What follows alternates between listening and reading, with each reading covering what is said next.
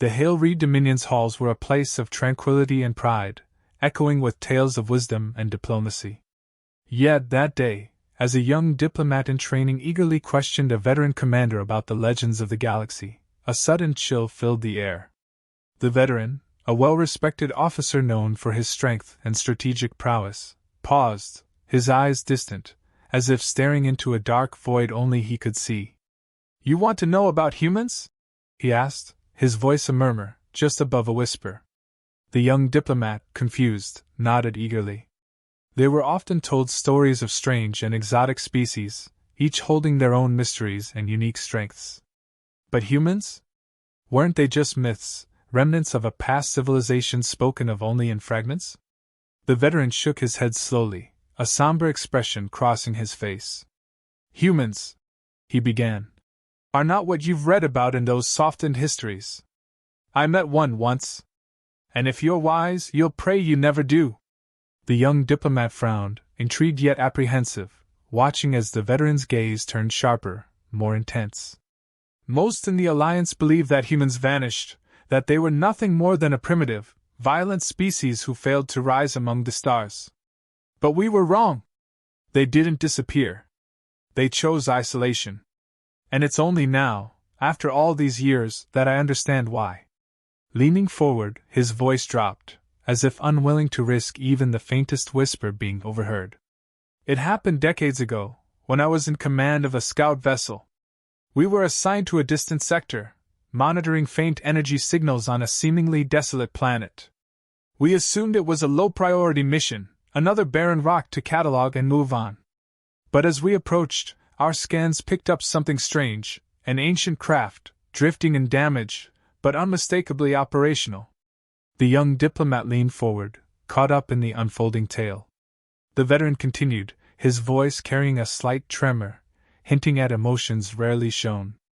"We approached carefully, assuming we'd find a scavenger from a forgotten civilization. I ordered the ship's systems to initiate standard hailing procedures. I expected, perhaps, a desperate life form willing to barter, beg, or grovel." He paused, a dark look in his eyes. "But then the viewscreen activated, and I saw him." He let the words hang, allowing the weight of his memory to settle. "He was human. I knew it instantly, short hair, 2 piercing eyes, an expression that was almost serene, despite the circumstances. There was no fear in those eyes. No panic. Just a calm. That was unsettling enough. But it was when he spoke that I realized we'd made a grave mistake." The diplomat waited, every word pulling him deeper into the mystery of this ancient encounter. The human looked directly into the camera, as if he were seeing right through me. And then he spoke, calmly, clearly, and in our language. "I offer my surrender. But only if I can speak to your commander directly." The veteran gave a dry, humorless chuckle. "Imagine that. A lone, supposedly stranded being, offering surrender, on his terms." He drew a slow breath, his voice growing almost reverent. "Curiosity got the better of me. I agreed, bringing him aboard our vessel. Our crew was wary, they had heard the legends too. But the human walked among us fearless, like he belonged there. His movements were deliberate, his gaze scanning everything, missing nothing. And then we talked." The young diplomat could hardly contain himself. "What did he say?" The veteran shook his head, a ghost of that memory passing over his face. "He didn't beg or ask for help, like most beings would. Instead, he started with stories. Tales of his kind's history on Earth, a world he described as unyielding and brutal. A planet of fierce storms, raging seas, shifting landscapes. He spoke of their wars not with pride but with a grim kind of acceptance, as if they were scars that could never be erased." The diplomat's eyes widened. "Wars? Why would he?" "Because," the veteran interrupted, "those wars defined them. They were forged by adversity, by the kind of trials that would break any other species. And he told me that humans had thrived despite this. Not because of strength or advanced technology, but because of their ability to adapt. To endure." He paused, letting the words sink in. I could feel it then, a subtle, terrifying truth. This being wasn't boasting. He was merely stating facts, recounting history as a weary witness. The human's calm wasn't a lack of emotion, it was something else entirely. A hardened patience, a quiet confidence that rattled even my most seasoned officers. It was as if he had survived the end of worlds and could face another without fear. The diplomat's voice had softened, caught in the spell of the tale. So, they survived by resilience?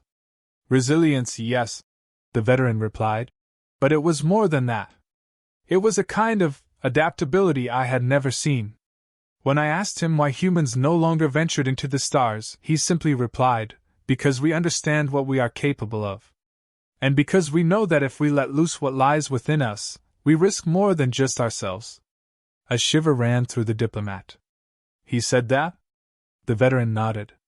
That was when I began to understand. Humans weren't exiled. They chose solitude, isolation, because they understood the cost of their own nature. They carried a power within them, not just strength, but a potential for chaos. And they knew it. He finished quietly, his voice filled with a haunting respect. I met a human once, and I pray I never meet another. The veteran took a deep breath, his eyes clouded with the memories of that long-past encounter. The young diplomat sat motionless, captivated, yet increasingly uneasy. What could be so powerful, so unsettling, about one human that it would haunt such a seasoned commander? But the veteran's gaze was distant, as if he were slipping back into that memory, reliving every calculated, haunting moment. In his memory, the human sat calmly in the briefing room aboard the Hailree ship. The room was silent. Every Hailree crew member watched with guarded eyes, expecting some kind of panic or desperation from their captive.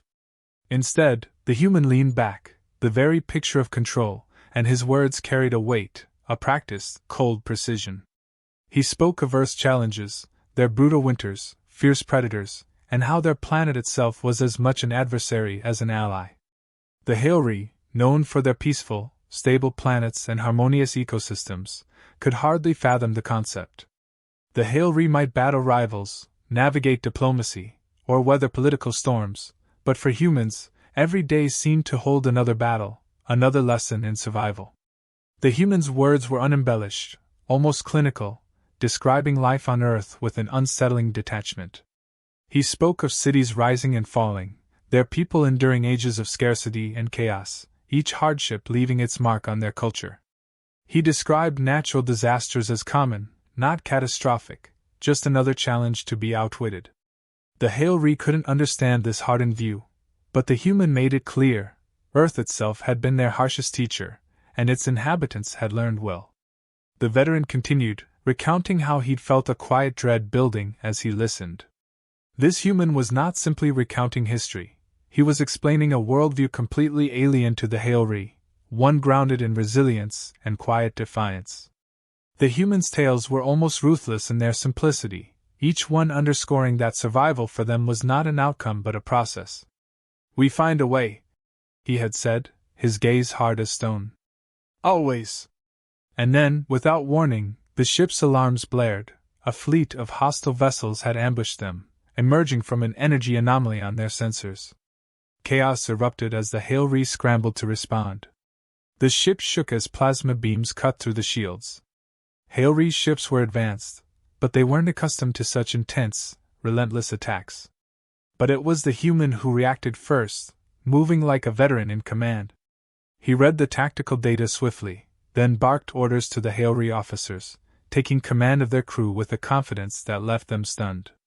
When a junior officer hesitated, the human's voice dropped low and deadly, slicing through the confusion. If you want to survive this, listen. Against their better judgment, they followed his instructions. His mind worked with an efficiency born from experience, positioning the Hailree defenses where they were weakest and redirecting power to critical systems. His strategies were unconventional, risky even, but they worked. Slowly, the Hailree gained ground, and though damage and losses mounted, they began to fend off the attackers, buying themselves precious time. In the brief pauses between enemy strikes, the veteran recalled the human's calm demeanor. The human didn't waste a movement, didn't flinch. His face, though tired, was etched with an intense focus that matched even the most seasoned warriors. He saw opportunities where others would have seen dead ends, maneuvering with a mind honed for survival at all costs. The human wasn't simply resourceful, he was relentless. The young diplomat listening could hardly grasp the implications of this. Even under siege, with no allies and limited resources, this human had taken charge, as if this kind of chaos was merely routine. The veteran had once thought of humans as rash, unrestrained creatures. But in that moment, he realized that humanity's intensity was not recklessness. It was calculation, a razor-sharp edge they wielded, born from generations of surviving against impossible odds. Finally, the ambush subsided, and the remaining hostile ships retreated. The HFY ship was battered, its crew shaken, but they had survived. And it was the human who had pulled them through, though he had neither obligation nor incentive. The young diplomat leaned forward, riveted, as the veteran recounted the aftermath. The human stood in the damaged control room, looking around at the shaken crew with an expression that was almost unreadable. He seemed to understand their shock, their confusion at what had just transpired. There was no pride in his face, only a hardened acceptance, a faint shadow in his eyes. For him, it seemed, survival was not a triumph, it was a given, something he took for granted. That unspoken confidence, the certainty that survival was non-negotiable, was perhaps the most disturbing realization of all. Before leaving, the human looked at the veteran and said in a low, steady voice, "You were lucky this time. You had an advantage your enemies never accounted for." The veteran, still processing the gravity of what had happened, managed a quiet nod. "I thought humans were the disadvantaged ones here." The human's expression softened, but his gaze held an intensity that made the veteran uneasy. "We're always outmatched. The only reason I'm standing here now is because that's how we operate. We expect the worst, we endure it, and we overcome it. That's our reality. And if you ever encounter my kind again..." He trailed off, his expression darkening, leaving the warning unsaid but hanging heavy in the air. The young diplomat shivered, caught in the gravity of the story. The veteran leaned forward, his voice carrying the weight of that final warning. He could have escaped. He had the means. But he stayed, knowing we would face that attack, knowing he could have slipped away while we were left to the mercy of those hostiles. And yet, he chose to fight alongside us, perhaps to remind us of something, or to send a message. The young diplomat's face was pale, his eyes wide as he absorbed the tale of that harrowing encounter. But the veteran's expression only darkened further as he prepared to recount the part that haunted him most. This wasn't a story of heroics or rescue. It was a cold reminder of the unbreakable resolve hidden beneath humanity's exterior. He could still see the human's intense gaze, still feel the unspoken warning left hanging in the air. The veteran continued, recalling how the human's demeanor shifted after the battle. The human didn't celebrate or show any sign of relief. Instead, his expression grew more guarded, as if carefully choosing what to reveal next. "Do you understand what happened here?" he had asked, his voice low and almost emotionless. "This ambush wasn't just a coincidence. It was a trap laid by forces who knew exactly how to exploit your weaknesses." The veteran recalled feeling a pang of confusion, then a chilling realization as the human's meaning dawned on him. "They weren't after me," the human clarified. "They wanted you. But if you want to survive in this galaxy, you'll need to start thinking like your enemies, anticipating their every move, as I did today." There was no arrogance in his tone, only a bleak acceptance, a sense of duty to deliver a truth he knew they weren't prepared to hear. The young diplomat sat transfixed as the veteran described the human's grim warning. According to him, humanity had spent centuries living on the edge, facing conflicts and calamities that other species could barely imagine. They had evolved not only to survive but to thrive in conditions that would break most others. And here, in the quiet aftermath of the ambush, the human's words underscored a reality that the HFY had been too insulated to consider. It was as if the human were holding up a mirror, showing them a reflection they didn't want to see. Then the human said something that would haunt the veteran for years to come. "You call this an ambush," he'd said, gesturing to the battered remains of the Hailry fleet and the wreckage around them. For us, this is just another day. Another obstacle. His voice had softened, as if sharing a secret no one else knew. Back on Earth, we learned one thing above all else. You don't just survive a crisis, you come out stronger. If you don't, the next one will destroy you. The veteran's voice trembled slightly as he recounted this part, the weight of those words pressing down on him even now. In that moment, he realized that humans viewed conflict and chaos differently, not as a disruption but as a catalyst for evolution, a means of adaptation. It was a perspective that the Hailry had never needed, insulated as they were by technology, allies, and the stability of their orderly society. They had mistaken peace for security, never questioning whether their advantages had made them vulnerable to those who had no such safety net. The young diplomat's face reflected the horror of that realization. The veteran could see him trying to reconcile the humanity he'd known, those distant myths and tales, with this version, a species honed by adversity, made formidable by hardship. And yet he hadn't even told the diplomat the worst of it. Because as they parted ways, the human offered one final, cryptic message.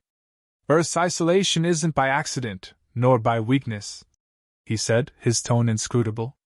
It's a choice, a decision born of understanding what we're capable of, and what it would mean if we ever turned that capability outward. He paused, his eyes holding the veteran's gaze with a gravity that seemed to pierce his soul. We choose peace.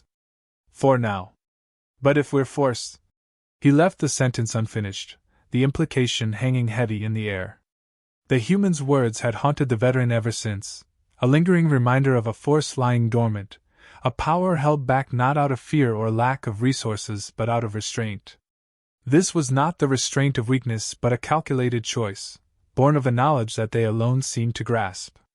As the diplomat sat in stunned silence, the veteran finished, his voice low and solemn. We're lucky they choose peace, that they remain in isolation by their own decision. Because if humanity ever decided to break that isolation, if they ever faced a threat so great it left them no other option, they would become unstoppable. The veteran leaned back, a deep weariness evident in his eyes. The human I met that day wasn't an anomaly. He was a warning. The young diplomat tried to speak, but words failed him. He could see the truth of it, etched in the veteran's every word and haunted expression. And now he understood why he'd been warned, why the veteran had begun with that chilling phrase. This was more than a cautionary tale. It was a revelation of a sleeping force, a reminder that not every legend is rooted in fiction. The young diplomat sat in silence, his mind struggling to grasp the weight of everything he had just heard. His training, his assumptions about other species, his view of the galaxy, all of it felt insignificant, almost childish in the face of what the veteran had revealed. He'd thought humanity was a myth, some fable concocted to inspire caution among the young and inexperienced. Now, that illusion had shattered, leaving only the stark reality of what they had unknowingly cast aside, a species whose potential for devastation and resilience exceeded anything they had ever prepared for. The veteran's gaze was unwavering, his voice as steady as it had been since the story began. Remember this, young one, humanity exists beyond our laws, our alliances, our boundaries. They need none of it because they've learned how to survive in ways we can't comprehend. We look to our technology, our protocols, our treaties, but they look within, to something primal and unyielding. And that makes them, perhaps, the most formidable species of all. The diplomat finally managed to speak, his voice hesitant. So, you believe they're a threat to the galaxy? That they're just waiting to strike? The veteran shook his head, a grim smile tugging at his lips. No, you misunderstand. They are not waiting to strike. Humans are not conquerors or aggressors by nature, but survivalists. Their choices are driven by a deep-seated understanding of hardship and consequence. They don't needlessly seek out conflict, but if they're cornered or threatened, their response will be something we cannot control, and it won't look like anything we've seen before. A quiet descended upon them as the diplomat processed this. He could almost see the human standing there in his mind, a lone figure from a distant world, carrying scars that spoke of unspeakable resilience. And he realized then that it wasn't humanity's aggression that the veteran feared. It was their restraint, their ability to hold back power even when pushed to the brink. Because if that restraint ever failed. The veteran continued, his voice barely more than a whisper. Think of it this way, all those years, they isolated themselves, warning us not to interfere, not because they were afraid of us but because they understood what could happen if we pushed them too far. They learned long ago that true power isn't in domination but in the choice to withhold it. But if they're forced to use that power, then the galaxy would see a side of humanity that few have ever witnessed and survived. The diplomat's heart pounded as the weight of those words sank in. He realized the veteran wasn't telling him this story to stoke fear of humans. He was instilling a cautionary respect for a people who had chosen peace as their only shield, despite every reason to fight, every justification for war. He understood now that their isolation was a mercy, one that should never be misunderstood or underestimated. The veteran leaned forward, his gaze piercing. So, I told you my story not to make you afraid but to help you understand. We may sit here, safe in our alliances, our advancements, our belief in our own strength. But there's another kind of strength out there, one we have only glimpsed. And that strength, the strength of a people shaped by countless struggles, is something the galaxy isn't prepared to face. Silence lingered, the gravity of it pressing down on them both. The diplomat wanted to ask more, to understand what the human had left behind on that forgotten battlefield. But some instinct held him back, an unspoken understanding that some truths were better left unexplored. The veteran's story was all the warning he needed. As the veteran rose to leave, he paused, a final thought slipping through the air between them like a shadow. One day, perhaps, they may choose to break their silence, to step out from their isolation. But until that day comes, pray that we never give them a reason to. Because if we do, there will be no negotiations, no treaties, no diplomacy that can save us from what they'll become. The diplomat watched him leave, the story settling deep within him, a quiet warning echoing in his mind. He knew now that humanity wasn't a legend, wasn't a relic of a forgotten past. They were very real as the stars in the sky. And they had chosen, for the time being, to leave the galaxy in peace. But if that peace ever shattered, if the galaxy ever forced them to choose between survival and restraint, the diplomat understood that there would be no mercy. Only a force so resilient, so relentless, it would shake the galaxy to its core. He would never forget the veteran's words, or the haunting reminder of a lone human, a reminder to never disturb the sleeping giant on the edge of the cosmos.